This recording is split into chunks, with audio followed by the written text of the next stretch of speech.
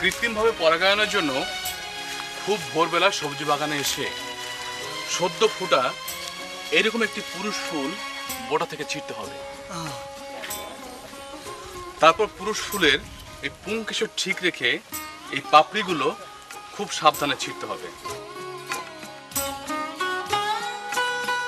পাপড়ি ছেঁড়ার পর এই পুরুষ ফুলের পুংকেশর স্ত্রী ফুলের গর্ভমুণ্ডে খুব সাবধানে টোকা দিতে হবে, অথবা কয়েকবার ছোঁয়া লাগিয়ে দিলে পরে আপনার পরাগায়ন কাজটি শেষ হয়ে যাবে। এই পুরুষ ফুলের পুংকেশর ঠিক এইভাবে স্ত্রী ফুলের গর্ভমুণ্ডে 2-3টি টোকা দিতে হবে। তাছাড়া আপনার 2-3 বার ছুঁয়েও দিতে পারেন। এইভাবেই পরাগায়নের কাজটি সম্পন্ন হয়।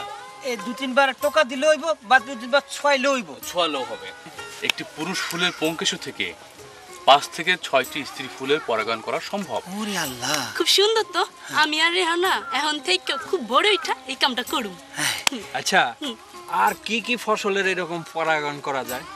তাহলে শুনুন, এইভাবে লাউ, কুমড়া, চাল কুমড়া, কাঁকরোল, ছিম, পেঁপে, পেয়ারা, তারপর আপনার লেবু, কমলা লেবু, এইসব সবজি এবং ফলের কৃত্রিম পরাগায়ন সম্ভব। আর যদি এই কৃত্রিম পরাগায়ন সঠিক না হয় তাহলে সেই ক্ষেত্রে সবজি কিংবা ফল পচেও যেতে পারে। হ্যাঁ, এই দেখুন, পরাগায়ন সঠিকভাবে না হওয়াতে এই সবজিটি পচে গেল।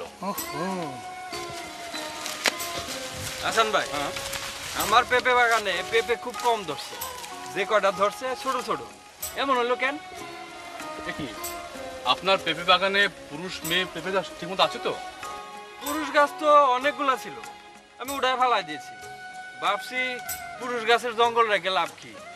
পুরুষ পেঁপে গাছ জঙ্গল কে বলেছে?